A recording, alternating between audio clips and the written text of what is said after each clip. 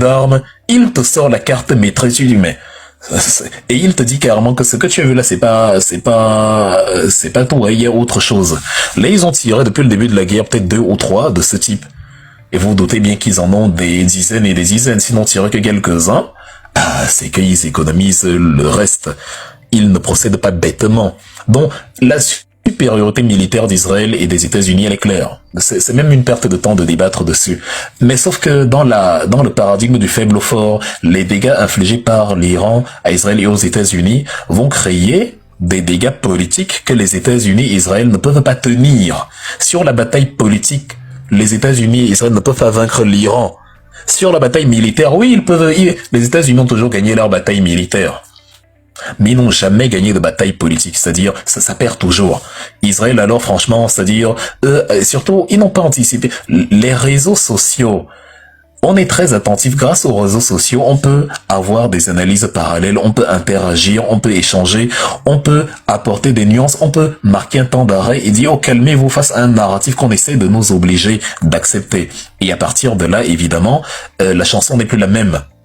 Par rapport à avant, où la télé venait te raconter une histoire et tu buvais ça comme voilà du vinaigre et comme du whisky, tu passais à autre chose. Ici, on réfléchit, on a nos analyses, on décortique et on dit bah là c'est pas très cohérent. Donc voilà pourquoi donc derrière le narratif on vous parle de 2 semaines, de 4 semaines, de 100 jours et tout. Je vous demande de vous poser une question. Donald Trump a dit qu'il était, vous vous souvenez, vraiment souvenez-vous, Donald Trump a dit qu'il est en avance dans ses buts de guerre, non? Qu'ils sont tellement efficaces qu'ils sont même en avance, c'est ce qu'il a dit. Maintenant, posez-vous la question, comment tu es en avance dans la guerre? Et finalement, la guerre qui devait durer 2 semaines, va durer 4 à 6 semaines, et il va durer finalement peut-être 100 jours, hein, ça peut aller jusqu'en septembre. Explique. Est-ce que quelqu'un a une explication en commentaire? Quand tu es en avance, ça veut dire que ce que tu devais faire en 2 semaines, tu l'as fait en 1 semaine, et c'est bon. Mais là, ils sont en avant dans les buts de guerre, mais la guerre se prolonge. Ça n'a aucun sens. C'est donc ça la différence entre le narratif et la réalité. Ils veulent se convaincre de ce qui n'est pas. Et récemment, quand les gens disaient que mais Wilfred, non, tu soutiens l'Iran, tu soutiens les mollahs, et que je disais que ben non, c'est pas question de soutenir, mais je ne peux pas vous dire un mensonge juste pour vous montrer que je suis contre les ayatollahs. Je ne peux pas vous dire que les États-Unis vont vaincre les Iraniens pour vous faire plaisir. Je suis obligé de vous dire que ça n'arrivera pas. Parce que les données d'analyse que moi j'ai pour faire mes analyses, elles ne me permettent pas de conclure que les États-Unis feront plier le régime iranien. Au contraire, elles me permettent de conclure que c'est impossible, que c'est une perte de temps depuis le début, qu'ils peuvent éliminer qui ils veulent. Ça n'arrivera pas. D'ailleurs, Trump a dit que les Israéliens ont même éliminé les noms. Lui, il avait des noms là pour succéder. Mais comme Netanyahou est un fou, il s'est mis à bombarder tout le monde. Et bon, du coup, même les noms qu'il avait en tête pour remplacer Ali Khamenei ont été assassinés. Du coup, c'est donc quoi la suite? Dans les bombardements, là, ça rime à quoi exactement? Donc, et la question que je posais en parallèle, c'était Donald Trump qui vous dit donc qu'il est en avance dans ses buts de guerre. Comment il vous explique le fait que tout en étant en avance dans ses buts de guerre, la guerre va durer plus longtemps que prévu? On t'a donné, je ne sais pas, une journée pour nettoyer la maison à 10 pièces. Le premier jour, tu as déjà fait 5 pièces. Donc même si tu fais 1 pièce par jour, tu feras la maison entière en 6 jours parce qu'il te reste 5 pièces et tu as encore 9 jours. Donc tu auras 3 jours. Tu vas finir 3 jours plus tôt que prévu. Aux États-Unis, on te dit, on est en avance dans les buts de guerre, mais on te dit, la guerre va durer peut-être 100 jours. Or, on avait dit au départ 2 semaines. Voilà pourquoi je vous dis depuis que, avec nos analyses ici, vous ne pouvez pas vous en sortir parce que nos analyses ne demandent pas l'opinion de quelqu'un. Elles se basent sur des réalités tangibles que toi-même tu observes et tu te dis mince, qu'est-ce qui se passe? Ok, fini la dégustation. On va poursuivre notre analyse. Merci beaucoup, c'était très bon d'ailleurs. Bon, on va manger, on va manger le reste plus tard. Est-ce que vous avez donc réfléchi à la grille d'analyse que j'ai apportée ici? Non, c'est très bon le gâteau, oh là là, vraiment, c'est très bon. Est-ce que vous avez donc essayé de réfléchir à la grille d'analyse que j'ai apportée ici au jeudi? On te dit que on est en avance sur les buts de guerre, mais on te dit quand même que la guerre va durer plus longtemps que prévu. C'est comme si quelqu'un te dit, je peux tenir, enfin, je sais même pas quel élément utiliser pour comparer. En fait, ça n'a aucun sens. Ça n'a aucun sens.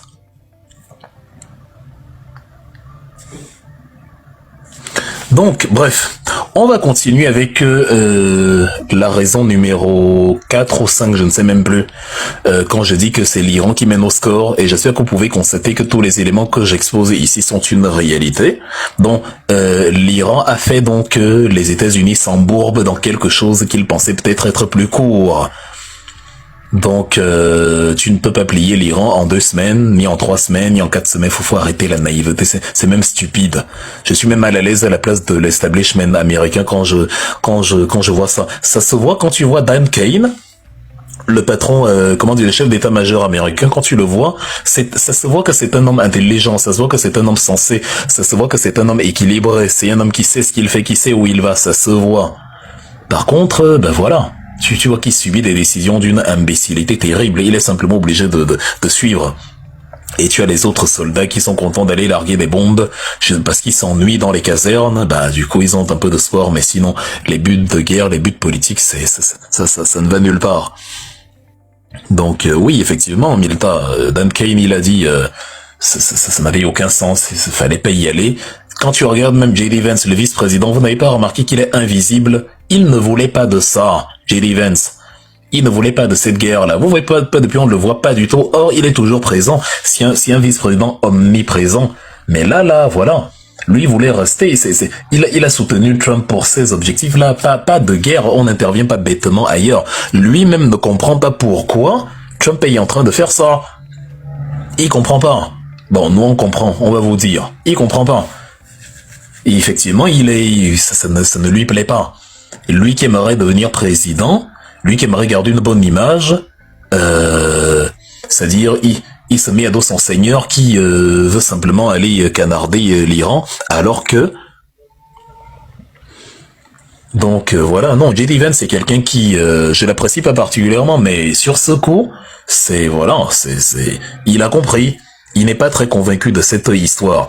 Et donc, justement, ça nous donne une raison fondamentale qui fait que c'est l'Iran qui mène au score parce que l'Iran a exposé la sauvagerie des États-Unis et d'Israël.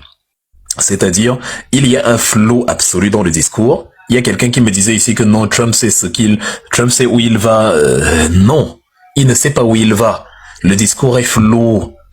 Trump dit, je vais être impliqué dans le choix du prochain dirigeant. Comment? Donc il veut que le conseil des experts l'appelle et lui demande son avis.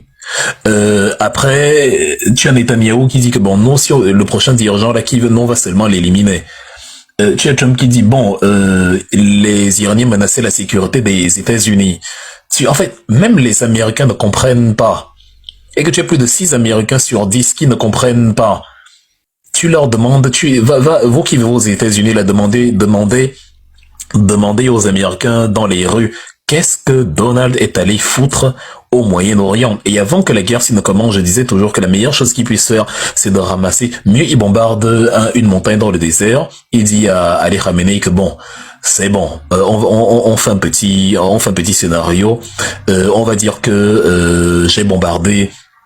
Et que comme j'ai bombardé, bon, tu as dit que bah ça va, on continue les négociations et que tu ne veux pas la guerre et tout, et voilà. Bon, en attendant, je bombarde juste les cailloux, hein, je ne fais de mal à personne. Au lieu de faire ça, il est allé dans la guerre. Donc c'est-à-dire ça n'a débouché sur rien. Donc il y a un flot dans le discours où on se pose la question, qu'est-ce qu'ils veulent? Les buts semblent changer de jour en jour où tu ne sais pas exactement ce que les Américains sont allés chercher. Chaque jour où chaque personne que tu interroges te donne un but de guerre différent. Donc, et s'il faut parler même de la chute des mollahs, est-ce que c'est réalisable? Non! Ça ne peut pas. Tu prends les volontaires, ceux qui défendent le régime. Les Basijis, les volontaires. Les Pasdaran, les gardiens de la révolution, l'armée régulière. tout ce beau monde te donne un total de quoi? 500 000, 1 million de personnes. En fait, tu ne peux pas. C'est peine perdue. Donc voilà. On te dit, la seule chose en tout cas qu'on constate, comme on ne sait pas ce qu'ils sont allés faire, ce qu'on constate en tout cas c'est qu'ils font du feu, ils font beaucoup de feu, mais évidemment, on voit que les gardiens de la révolution ne semblent pas du tout vaciller. Le régime vit ses derniers instants, mais quand tu vois qu'ils sont capables d'envoyer carrément un missile jusqu'en Turquie, en Turquie, ils ont envoyé un missile jusqu'en Turquie, c'est effrayé, c'est effrayé, Erdogan, il s'est dit, hey, qu'est-ce qui est en train de se passer là? Donc, et c'est à ce moment-là que tu réalises que, même si l'Iran est inférieur à une coalition Israël-US et sur le plan militaire, il faut être con pour rêver d'une victoire des Occidentaux dans cette guerre. Faut être con. Ils ont encore la capacité de tirer jusqu'en Turquie, jusqu'à Chypre, dans l'Union européenne, avec précision les bases militaires, toutes les bases militaires américaines. C'est-à-dire, mais, enfin, vous... En fait, bref, il n'y a pas plus aveugle que celui qui refuse de voir. Je ne suis pas pro-iranien, je n'en ai pas besoin. Mais je suis, pro-réalité. Donc, ils ont montré, en fait, que les Américains sont des sauvages. Et en ce sens-là, ceux qui réfléchissent l'ont compris. Ils ne respectent rien. Ils partent bombarder un pays sans but précis. Ça change toutes les 4 secondes. C'est chacun qui dit un but différent. Donc on est allé bombarder un pays pour rien, par caprice. Et à côté de ça, ils ont exposé évidemment l'impopularité de Trump aux États-Unis. Ils ont fait grandir l'impopularité de Trump aux États-Unis. Les Iraniens ont porté énormément de coups aux Américains, outre les coups militaires. Là, c'est-à-dire, plus de 70%, 60 à 70% des Américains ne sont pas d'accord avec cette guerre. On est en mars, il y a à peu près entre 27 et 30% d'opinion favorable, vraiment, sur cette guerre. Vous vous souvenez que la guerre au Vietnam ou la guerre en Irak, c'est à la fin, quand ça devenait impopulaire, que c'était descendu dans les 27%. Or là, avec la guerre en Iran, ça commence et c'est déjà à 27%. Donc chaque jour qui passe, ça va aggraver la situation. La seule chose qui a empêché que la résolution qui a été déposée au Congrès avant-hier passe, c'est parce qu'il est encore majoritaire là-bas. Il est majoritaire aussi bien dans la Chambre des représentants, dans l'Assemblée nationale, que au Sénat. Et il s'est passé, c'était serré, 47 voix contre 53 au Sénat, parce qu'il y a 100 sénateurs, et 212 contre 210, enfin, j'ai pas les chiffres exacts en tête, mais en tout cas, il y avait une petite dizaine de voix de différence au niveau de l'Assemblée. C'est très serré. Et là, dans les élections qui viennent, j'ai pas trop l'impression qu'il a gagné en soutien. Au contraire. Parce que, comme je disais, en Irak, Dick Cheney et George Bush avaient réussi à vendre le sperme de Colin Powell, qui est allé se branler dans une pièce fermée avec du porno dans les mains.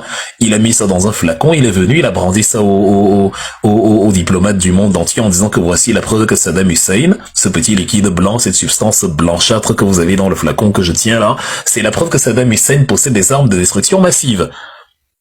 Et lui, au moins, il avait trouvé une justification. Mais voilà. Au début, voilà, il y avait un assentiment populaire énorme. Avec le temps, ça a diminué. Le Vietnam, pareil. À la fin, on disait que oui, c'est bon là, qu'est-ce qu'on allait faire là-bas?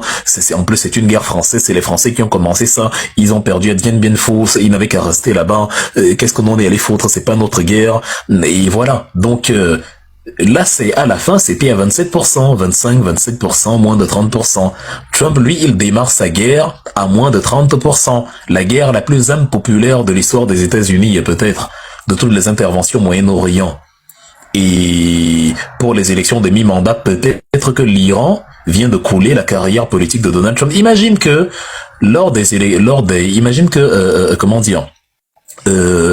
cette guerre s'éternise ou même si elle finit, parce que bon, elle va finir par finir, ils n'ont pas assez d'argent ou assez de missiles pour entretenir tout ça. En plus, les soldats s'épuisent. Vous pensez que c'est évident, c'est pas des robots.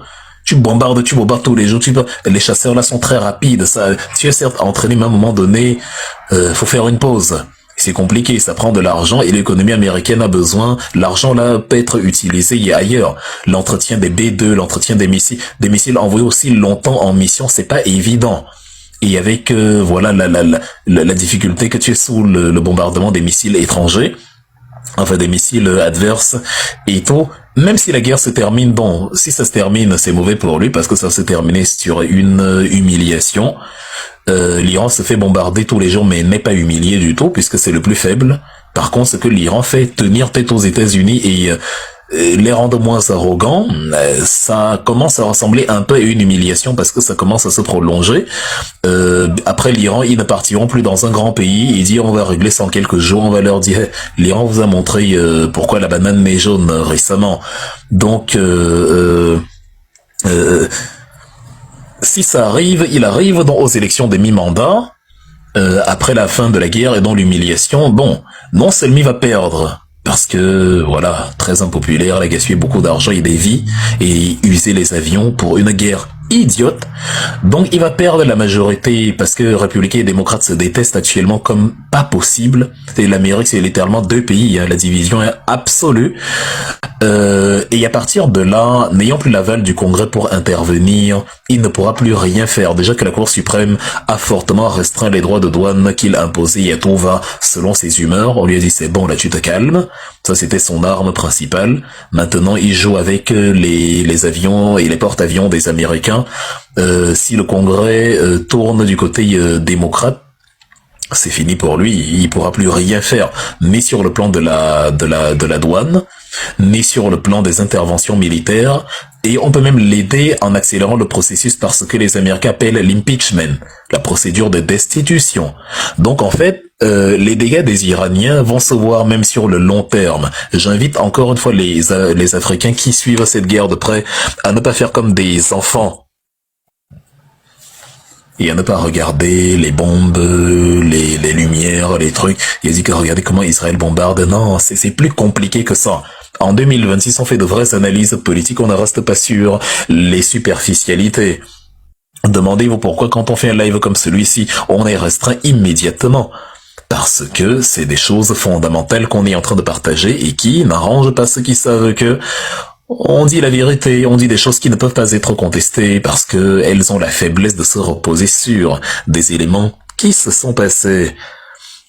Dans le camp républicain, vous avez par exemple l'ancienne groupie de Trump, l'ancienne l'élue républicaine, la Marjorie Taylor Greene, qui était fan de Trump comme pas possible, mais qui a dit ces dernières semaines, ah non, je n'ai pas voté pour ça. Pas du tout, vraiment pas du tout. C'est pas pour ça que j'ai voté. Beaucoup de républicains, quand tu les interroges, te disent que non. Et c'est pas quelqu'un, c'est pas petite, c'est pas n'importe qui. D'ailleurs, même au niveau de la résolution qui était votée dans la Chambre des représentants, tu as Rand Paul, parlementaire très influent, républicain, mais qui a voté contre la guerre.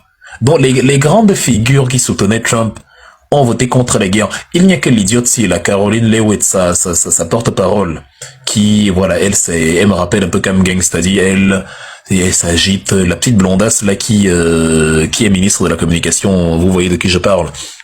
C'est-à-dire, tu l'entends parler, tu te dis qu'elle comprend même quoi que ce soit, ce qu'elle raconte, et te parle que oui, ils sont aux abois, on ne va pas reculer, on leur inflige vraiment les pires sévices, les pires... bref, enfin, ouais, parle la mère, parle, après on ferme la caméra. Parce que, c'est-à-dire, si on entre dans le fond des choses, tu ne sais même pas. Gozena, c'est dans votre tête que l'Iran mène au score. Ok, je te mets un haut défi parce que tu ressembles à quelqu'un qui est arrivé dans le live, qui a lu le titre et qui s'est empressé de commenter. Dis-moi une seule chose sur ce que j'ai dit qui est fausse, Une seule. C'est une seule, je dis bien une seule. Je te mets au défi. Écris en commentaire. C'est-à-dire, écris une seule chose que j'ai dite là qui était fausse. Tout à l'heure, je parlais de Marjorie Taylor Greene, ancienne groupie de Trump, parti républicain comme lui, qui a dit que elle, la guerre là, c'est pas, elle n'a pas voté pour lui pour cette histoire de guerre là. Et je dis que Trump, l'Iran a accéléré l'impopularité de Trump aux États-Unis. C'est vrai ou c'est faux? Quand j'ai dit que l'Iran mène au score. Ou toi, tu es comme mon fils de 1 an, tu ne regardes que les bombes. Les dégâts causés par l'Iran sur la politique même de Trump vont bien au-delà de ce que vous pouvez observer dans les médias. Ça va probablement lui coûter les élections de mi-mandat, les midterms. J'attends toujours, dis-moi ce que j'ai dit qui est faux, j'attends toujours. Ne venez pas écrire des choses qui vous dépassent. Je te laisse 10 secondes. Ici, là, ce que nous disons, c'est basé sur les faits, cher ami, les faits. Je ne viens pas, les Iraniens ne me payent pas, et je ne suis pas iranien, donc je ne me lève pas et je dis l'Iran, machin. Non, moi je ne fais pas ça. Quelqu'un vient, regarde il croit qu'il est dans Top Gun, il voit les bombes, boum, boum, il dit, oh, les Iraniens sont très forts, il pense que c'est ça la guerre. Gars, assieds-toi et y apprends. Il y a beaucoup de choses que tu ne vas pas comprendre, que tu ne comprends pas. Le taux d'impopularité de Trump est absolu aux États-Unis actuellement, avec cette guerre-là. C'est-à-dire, dépendamment de comment ça va se terminer, il peut, au-delà de simplement perdre la majorité lors des midterms qui arrivent à la fin de l'année, il peut carrément se faire destituer avec l'impeachment. Donc, quand tu dis c'est dans notre tête que l'Iran mène au score, c'est dans ta tête que les États-Unis gagnent. C'est-à-dire, toi tu prends un pays qui a un budget de 1000 milliards et tu penses que c'est une analyse de montrer comment il a plus de bombes que son adversaire. Mais c'est logique, non? Tu as 1000 milliards, le budget militaire de l'Iran c'est 15 milliards. Le budget des Américains c'est 1000 milliards. Donc forcément, sur le plan militaire, ils vont larguer plus de bombes et détruire plus de bâtiments. Est-ce que c'est une surprise? Mais maintenant, est-ce que c'est ça la guerre? Je ne fais que répéter la question. Donc maintenant... autre chose pour te montrer, autres éléments pour te dire comment l'Iran mène au score, c'est que l'Iran a maintenant toutes les raisons, grâce aux États-Unis, l'Iran a maintenant toutes les raisons de ne plus écouter les Américains et même de bluffer. Et tu as d'ailleurs vu, quand Trump dit que je leur ai dit, ils sont venus négocier avec moi, je leur ai dit que non, il est trop tard pour négocier, les Iraniens ont rappelé que c'est faux. On n'a jamais dit qu'on va négocier avec les États-Unis, on ne négocie plus avec eux. On ne négocie plus avec eux parce qu'ils ne sont pas fiables. Donc on ne va pas négocier. Et d'ailleurs, on peut poser la question, quel est ce régime aux abois, mais qui ne veut pas négocier? Donc le régime est fébrile. Quand tu regardes LC et CNews, il est fébrile, il est en train de finir, tout est affaibli, il n'a plus rien. Mais bon, on dit, viens alors négocier, mais il ne négocie pas. Pourquoi? Comment? Je n'ai plus rien, mais j'ai du mal à négocier. Bandela, toi aussi, je vais te donner quelques secondes. Moi, j'aime les gens qui argumentent, les gars. Tu viens écrire, tu racontes n'importe quoi. Est-ce que tu peux argumenter? Dis, gagnez y entend et dis directement ce qui est faux dans ce que je dis. Ne viens pas écrire, tu racontes n'importe quoi parce que tu n'as pas la preuve que c'est pas toi qui raconte n'importe quoi. Qu'est-ce que j'ai dit qui était faux? Je dis quelque chose qui est réel. Tout ce que je dis, c'est des faits.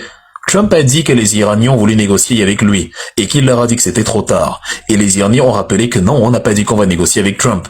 C'est Poutine qui a dit qu'il va cesser le feu. Le ministre des Affaires étrangères, Abbas Araghchi, a dit que bon, il y a des pays qui ont entamé des discussions pour un cesser le feu. Mais l'Iran lui-même n'a jamais demandé de négocier ou de cesser le feu ou de je ne sais quoi.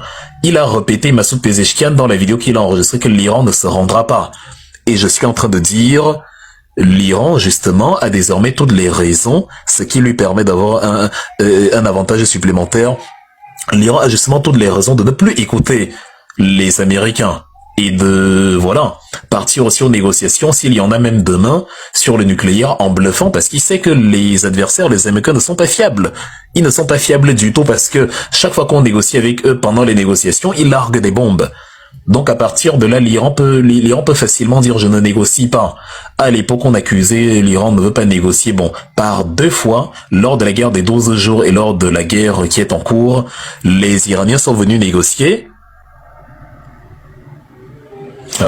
Le régime des mollahs est terminé, monsieur Finito. Voilà le niveau d'analyse, vous voyez. Je vais te bloquer, mon cher. Voilà le niveau d'analyse. Depuis là, j'attends. Voilà ces 2 arguments. Tu racontes n'importe quoi. Le régime des mollahs est fini, monsieur Finito. Voilà le niveau de l'argumentaire. Allez, dégage d'ici. La stupidité est illégale sur ce panel. Réfléchissez, les gars. C'est comme ça donc qu'on vous enfume, qu'on entre dans vos têtes. Vous ne savez pas faire d'analyse. Vous ne savez rien analyser. Vous venez vous parler, vous venez faire du partisanisme. Ouais, l'analyse, j'ai demandé à quelqu'un, donne-moi ce que j'ai dit qui est faux, il n'en est pas capable. On attend, et quand il écrit, il dit, le régime des mollahs est fini, finito. Le régime des mollahs est fini. C'est fini comment en fait? C'est toujours eux qui sont au pouvoir, non? Les passes d'Aran, là, ils sont pas en 500 000... c'est fini. À quel niveau exactement? Trump a pris le pouvoir... Enfin, explique un peu. C'est-à-dire, outre le fait d'écrire un commentaire stupide sur TikTok, dans la réalité, c'est... Ah, son Blas Bardella 2027, ah d'accord. Enfin bref.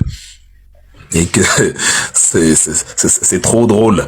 Le régime est tellement fini qu'on supplie les Ukrainiens de nous aider avec les intercepteurs parce que la seule chose qui est finie, c'est les missiles patriotes. Donc voilà.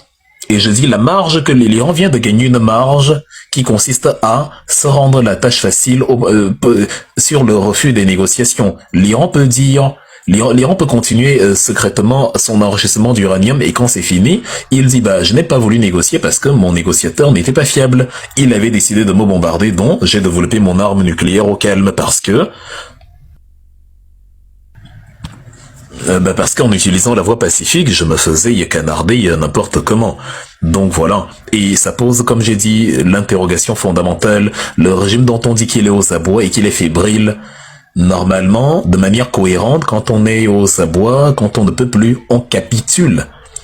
Trump a demandé la capitulation immédiate et sans condition du régime iranien. On lui a opposé une fin de non-recevoir. Si je refuse de négocier, c'est que j'ai encore du répondant.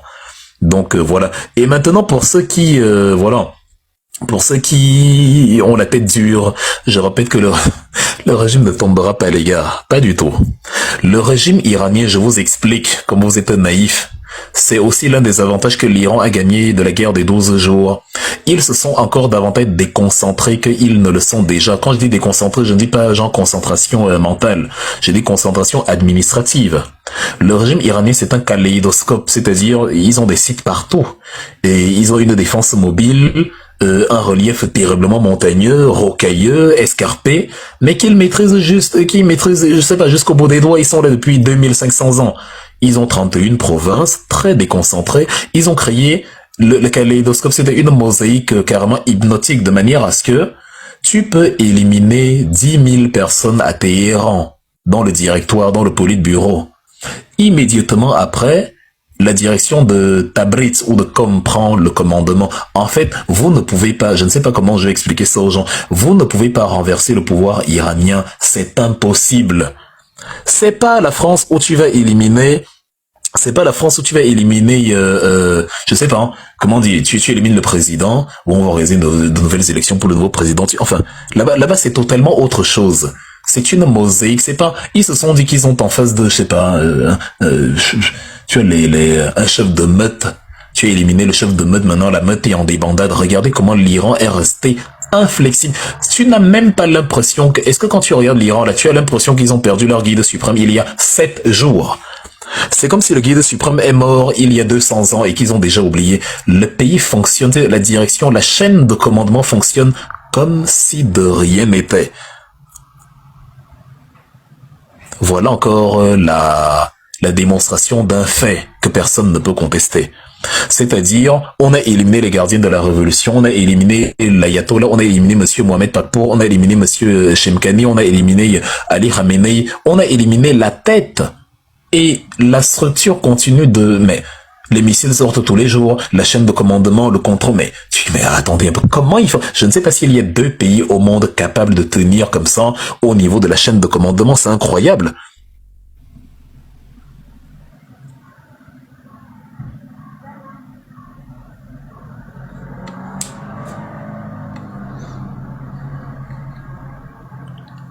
Donc, s'il y en a qui ont rêvé que les Iraniens vont tomber ou je ne sais quoi, non, désolé, là, j'ai pas de bonnes nouvelles pour vous.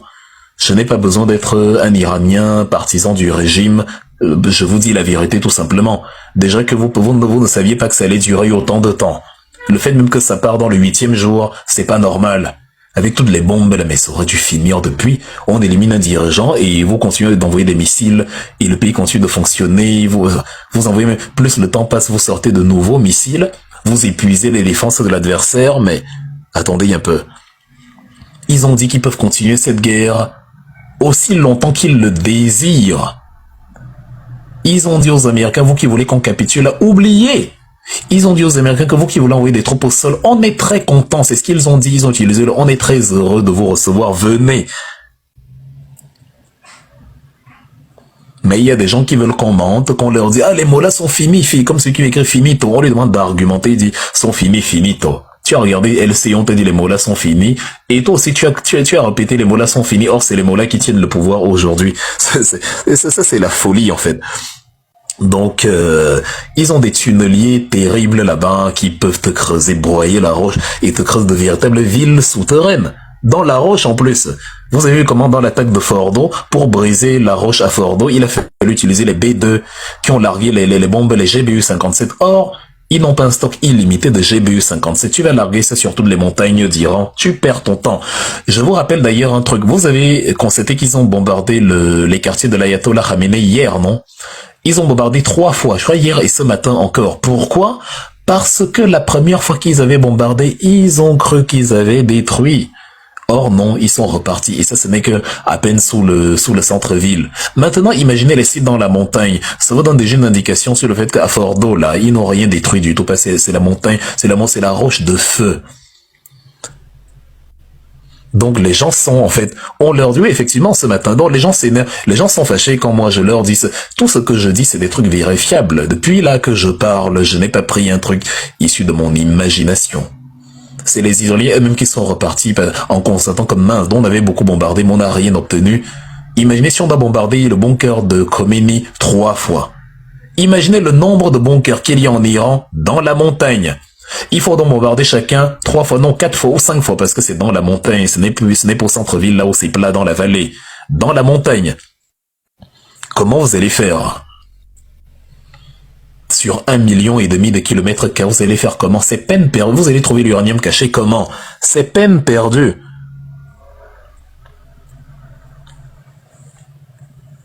Donc, et ça c'est avec un budget de la défense israélien de 35 millions de dollars.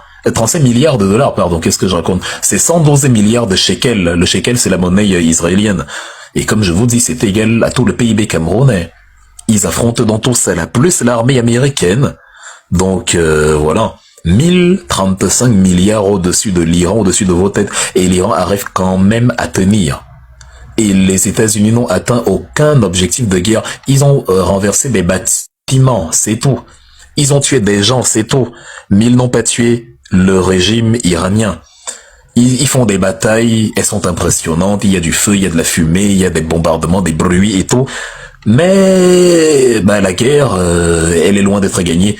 Et même les principales batailles, la bataille d'Ormuz, comme j'ai exposé ça plus tôt, ils l'ont perdu. Il y a personne qui passe à Ormuz. Que celui qui est courageux d'entre vous passe à Ormuz, je vois. J'ai vraiment envie de voir. Et en plus, ils ont prévenu que il y a, voilà, le régime te dit, ils sont aux abois, mais ils préviennent quand même que si ça continue, il y aura une extension du conflit aux autres pays. Il y aura une intensification. Et ils insistent que on va intensifier justement le combat avec davantage de missiles. Or, on te dit, il leur reste 80, il leur reste 20%, il leur reste 15%, il leur reste 2%, mais donc, en fait, on vous met dans la tête que, eux, ils n'ont pas prévu, donc, il n'y a pas des gens là-bas dédiés simplement à la production de missiles en continu, surtout dans ce contexte de guerre. Ils se sont fait attaquer en pleine négociation l'année dernière, et vous pensez qu'ils ont dormi et qu'ils vous ont regardé en rigolant. Regardez la sérénité sur le visage de Abbas Araghchi, le ministre des Affaires étrangères. La sérénité sur le visage de Massoud Pezeshkian. Il y a un truc qui est fascinant, vraiment, avec les dirigeants iraniens, là.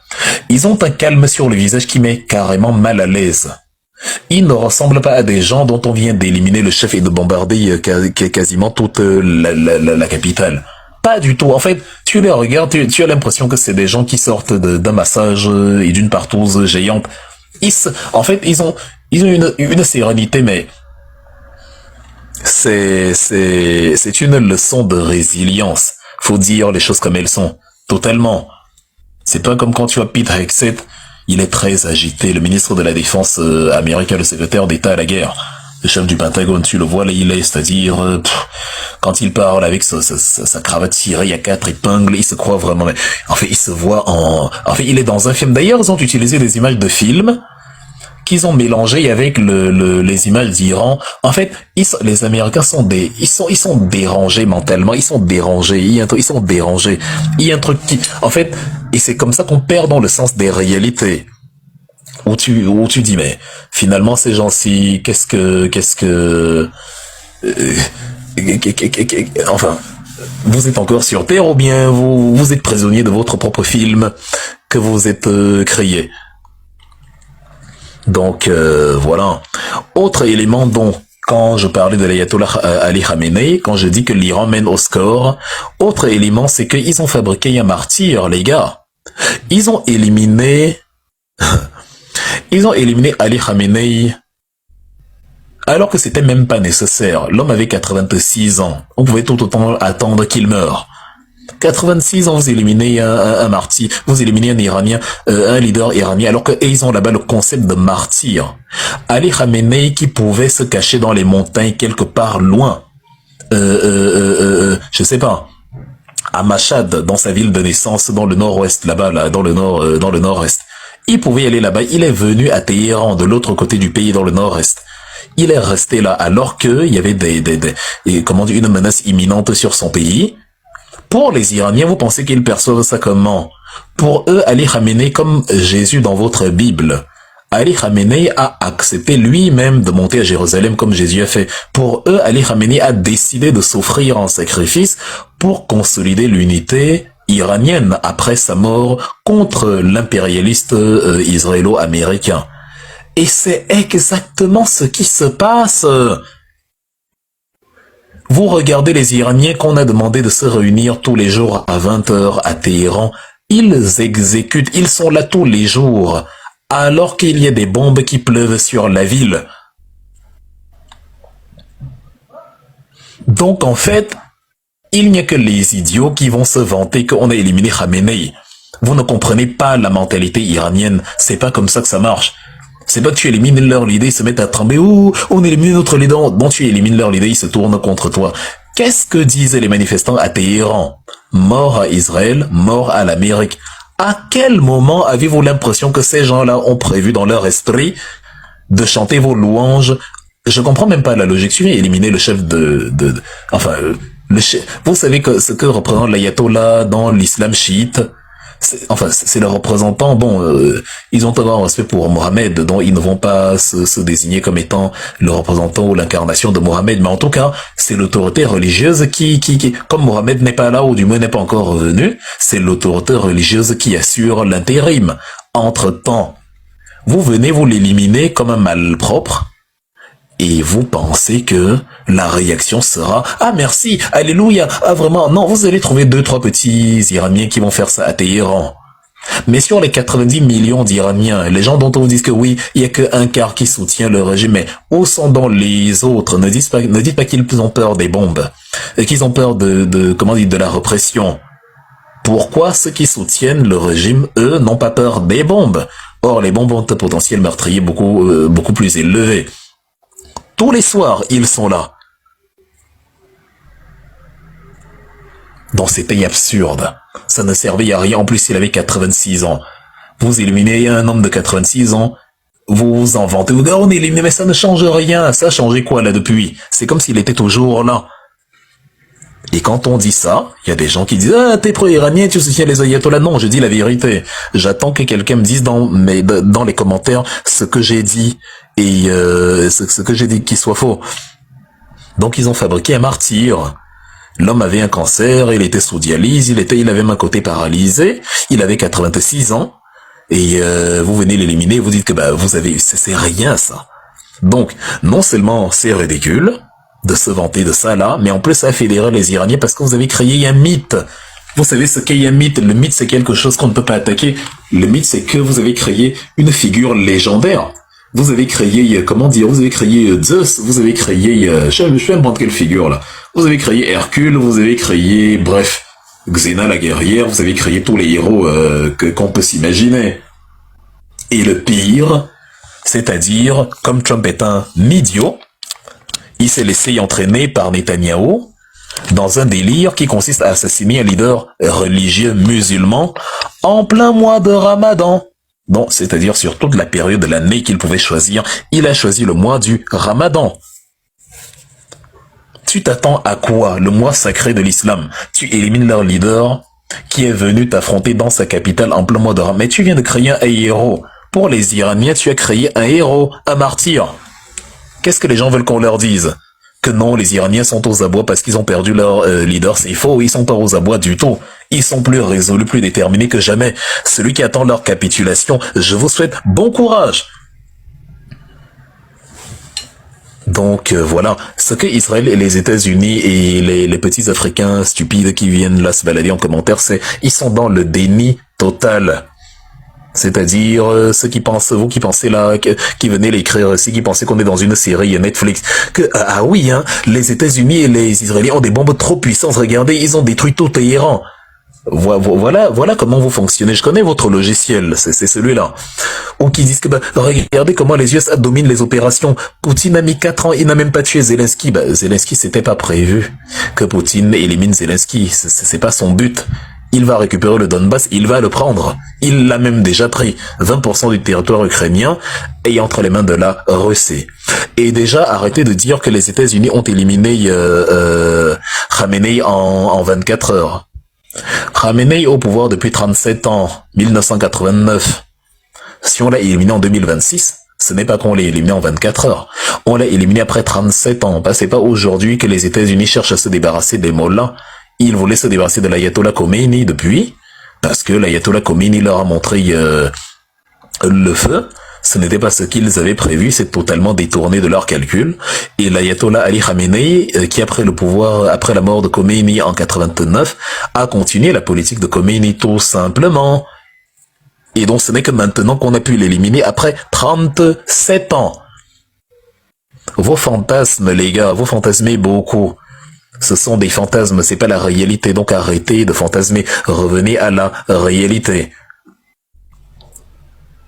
Et de deux, Zelensky, Poutine n'a pas prévu de le tuer comme Netanyahou a prévu de tuer le prochain guide suprême.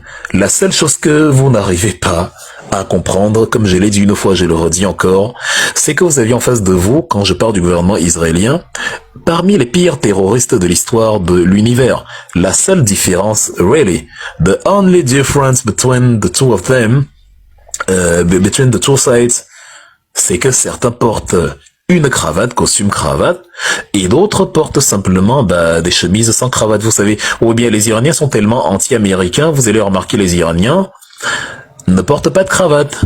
Regardez Massoud Pezeshkian, regardez Mahmoud Ahmadinejad, regardez les diplomates iraniens, ils portent pas de cravate. Ceux qui portent la cravate, c'est ceux qui sont en Occident, le fils du Shah, par exemple, Reza Pahlavi, ceux qui étaient biberonnés à la sauce occidentale, et ils portent une cravate, mais les Iraniens considèrent la cravate comme un symbole de la domination occidentale, américaine en premier lieu, et c'est pour ça que vous allez voir, ils portent pas de cravate. Ils portent leur chemise, il n'y a pas de cravate dedans.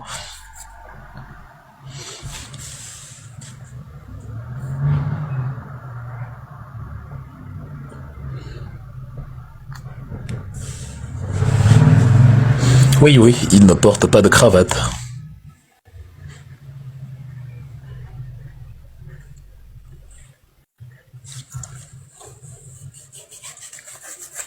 Donc, au-delà donc, mesdames et messieurs, de...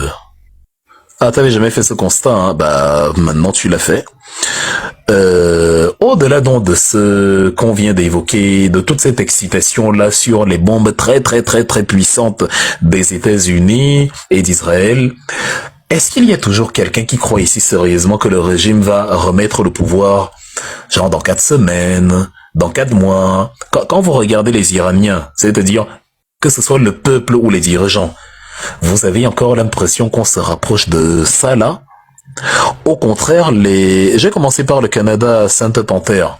Le Canada et son clown de premier ministre Mark Carney, qui a été incapable de dénoncer la violation du droit international par Israël. Il dit, il semblerait que cela soit en contradiction avec le droit international. Il ajoute carrément que je ne suis pas juriste, c'est bon, je ne sais pas. C'est-à-dire Israël, non, ah Seigneur, voilà un pays qui effraie tout le monde. Quand c'est la Russie, tout le monde est vent debout. Quand il fallait classer les gardiens de la révolution comme une organisation terroriste, le Canada a fait vite fait. Il y a à peu près un peu plus d'un an. Mais quand maintenant il faut condamner les folies d'Israël, non, Marc Carney te dit, en fait, voilà, il semblerait que... Non, l'histoire va les juger sévèrement, ces Européens, sur leur posture. Vraiment, sévèrement. Cette incapacité à dénoncer la sorcellerie, le faux et le non-droit, l'histoire va les juger sévèrement dessus. Donc, moi, je ne sais pas pour vous, mais je ne vois pas du tout le régime remettre le pouvoir à Trump. Pas du tout.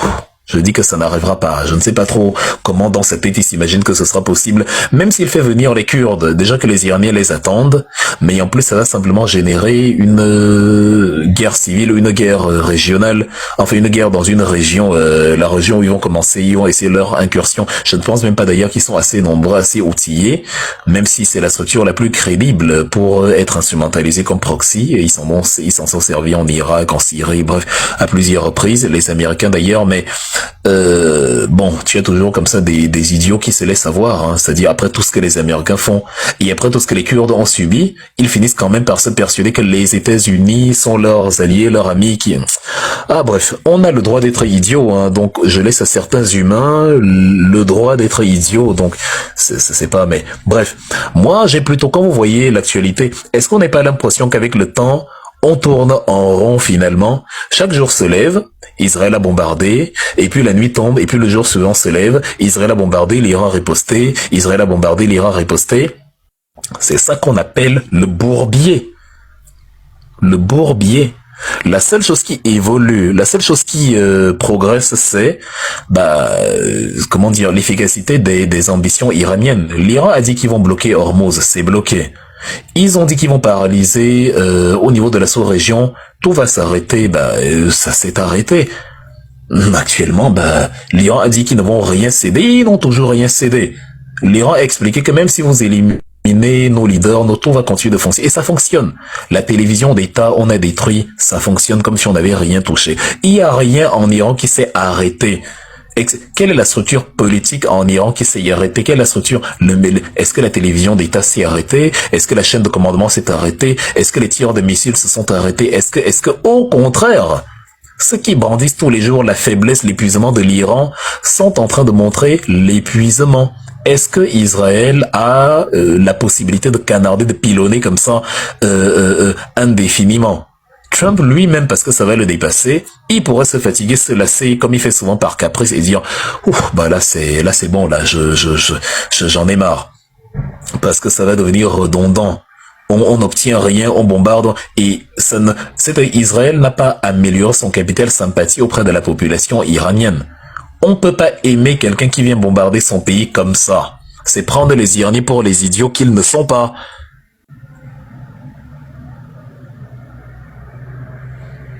Donc toi tu viens avec tes bombes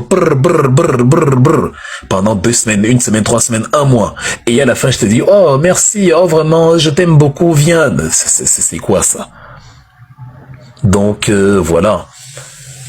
Les Iraniens ont dit notre ambition, voilà, avec ce qui se passe, on va mettre tous les États qui font commerce avec les Américains, qui laissent les Américains décoller de leur base militaire, même si on s'en excuse, on va les frapper.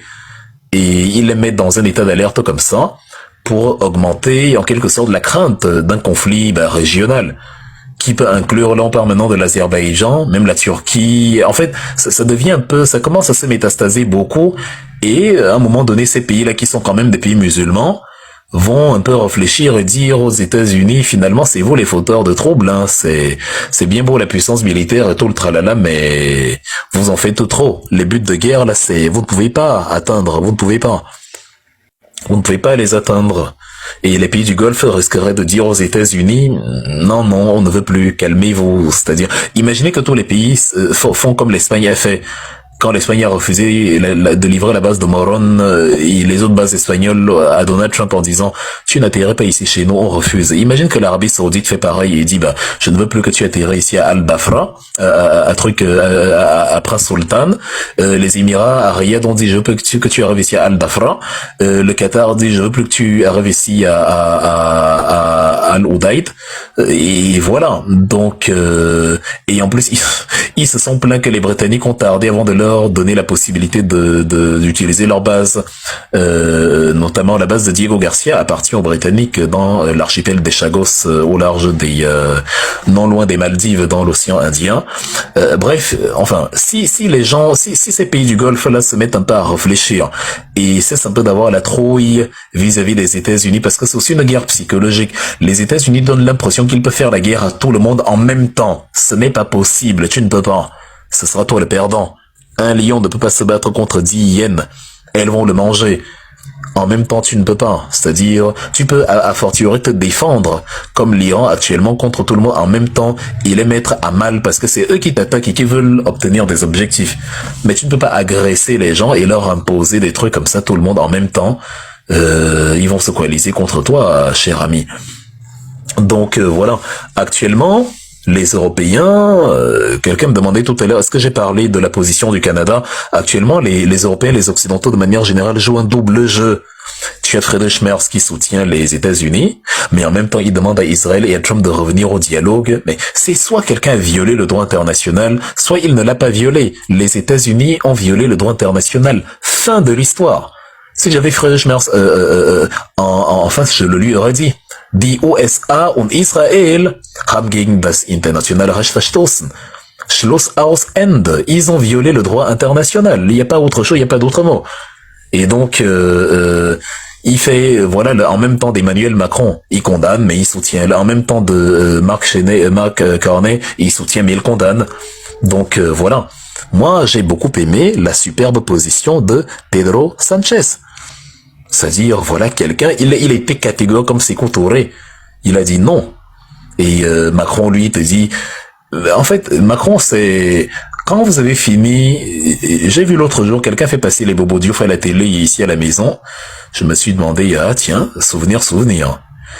Parce que mon Bobo Diouf, depuis une dizaine d'années, c'est Emmanuel Macron. Voilà quelqu'un qui dit, je soutiens, j'exprime ma forte solidarité avec Pedro Sanchez pour avoir refusé de donner aux États-Unis la base militaire d'Andalousie. Mais en même temps, lui, il donne aux Américains la base de Istres. Comment tu peux soutenir quelqu'un qui refuse de donner la base militaire aux États-Unis, mais toi, tu donnes la base militaire aux États-Unis? Enfin, en fait, on est avec des barjots, des gens. Je sais pas si la poudre qu'on avait détectée, qu'on avait vue chez Emmanuel Macron, là, la poudre qu'il avait entre les mains, cette poudre-là, je ne sais pas si finalement ce n'est pas ce qu'on pensait là, parce qu'on avait vu une sorte de sachet, on suspectait, il y a un peu une substance bizarre. Peut-être que c'est ce que vous pensez là, hein, parce que moi, je ne peux pas comprendre en fait. Tu soutiens Pedro Sanchez, donc il a bien fait de ne pas se mêler à la stupidité trumpienne, mais toi, tu te mêles à la stupidité trumpienne. J'ai fait ma solidarité envers toi qui...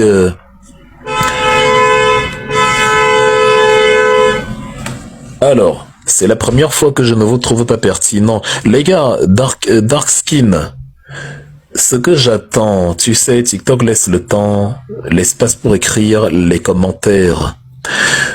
Je ne veux pas que les gens fassent des commentaires de forme. J'ai mis chacun au défi de dire ce que j'ai dit de faux. Parce que si tu fais un simple commentaire, c'est naze. C'est nul, c'est ton commentaire qui n'est pas pertinent. Emmanuel Macron a exprimé sa solidarité envers Pedro Sanchez. C'est vrai. Pedro Sanchez a dit qu'il ne donne pas les bases espagnoles aux Américains. C'est vrai. Macron a en même temps exprimé sa solidarité à Pedro Sanchez et donné les bases françaises aux Américains. C'est vrai et encore. Comment quelqu'un est vrai dans tout ce qu'il dit? Toi, tu dis que tu le trouves pas pertinent. Je veux que dans vos commentaires, vous écriviez ce que j'ai dit de faux. C'est tout, c'est plus intéressant. Parce que venir écrire, tu dis n'importe quoi, c'est pas pertinent. Ça, c'est les écrits des enfants. Tu gaspilles l'encre de TikTok. Viens dire ce que j'ai dit qui est faux. Moi, j'ai une analyse brutale qui ne laisse pas l'occasion de la contredire facilement. Parce qu'elle se base sur des faits. Depuis là, dans chaque analyse, j'évoque un détail, un élément qui s'est déroulé. Je n'ai rien inventé depuis. Donc quand tu dis que l'analyse, je suis pas pertinent, viens expliquer. Macron a envoyé le Languedoc, la frégate à Chypre. Il a envoyé en retour le Charles de Gaulle qui est actuellement en train de franchir les colonnes d'Hercule et qui est le détroit de Gibraltar. Mais en même temps, il est d'accord avec Sanchez, il exprime sa solidarité avec Sanchez qui dit que lui, il ne va pas se mêler à ça. Te vexe pas, j'ai dit la première fois. Va là-bas, dis donc. Te vexe pas, tu parles comme ça, qui? Eh wesh, des sous-quartiers, te vexe pas. Je me vexe, tu es ma femme. Ignore. On dit à quelqu'un, montre-moi ce que j'ai dit de faux. Qui est vexé? Que ce soit la première fois ou la 8e fois, c'est pas ça l'enjeu. Que ce soit la première fois. Qu'est-ce qui n'était pas pertinent? Et ils sont tous comme ça. C'est-à-dire, il y en avait un tout à l'heure, là. On lui dit, bah, dis-moi, tu dis le régime des, enfin, tu dis que, bah, je dis n'importe quoi. Argumente. Personne n'argumente. Moi, depuis, j'argumente. Et je parle seul devant près de plus de 450 personnes, dont normalement quelqu'un aurait dû m'écrire depuis que Wilfred, tu dis des bêtises. Tout ce que je dis, vous pouvez vérifier. Donc, en tout cas, la Turquie, la Turquie, j'ai bien aimé la Turquie quand même évite la confrontation avec l'Iran, évite l'embrasement de la situation et souhaite que les choses s'arrangent un peu plus vite parce que ils ont convoqué l'ambassadeur iranien en Turquie après l'attaque du missile évidemment, mais la Turquie a quand même précisé que non, c'était un faux calibrage. Et ils ont appelé un peu au calme parce qu'il y a un missile qui était intercepté par la Turquie, par les défenses de l'OTAN, dont l'Iran a franchi le territoire de l'OTAN, en plus de franchir l'Union européenne à Chypre. Voilà. Donc bref, je vous dis, et je vous le répète, ce sont les amis des USA eux-mêmes qui vont commencer à supplier les Américains et les Iraniens de mettre fin à la guerre. C'est pas les Iraniens eux-mêmes, c'est les autres qui vont dire c'est bon. C'est les autres qui vont dire c'est bon, on ne veut plus que ça continue, voilà. Et on voit bien comment les pays musulmans de la zone évitent vraiment une rhétorique agressive envers l'Iran. Ils ont eu plutôt un vocabulaire souple. Ils sont pas agressifs, ils sont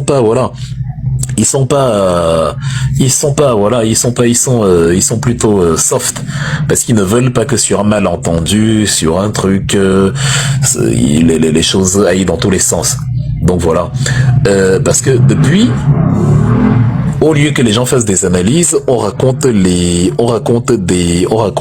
oui, c'est des vassaux des US, mais quand même, ils évitent quand même, ils essaient quand même de faire, voilà, vassaux US ou pas, vu que c'est l'Iran qui détient les clés de l'embrasement de la région, bah, les autres pays qui veulent continuer quand même un peu le business disent aux Iraniens avec politesse et avec parcimonie, vraiment n'envenimons pas la situation, ce genre de choses.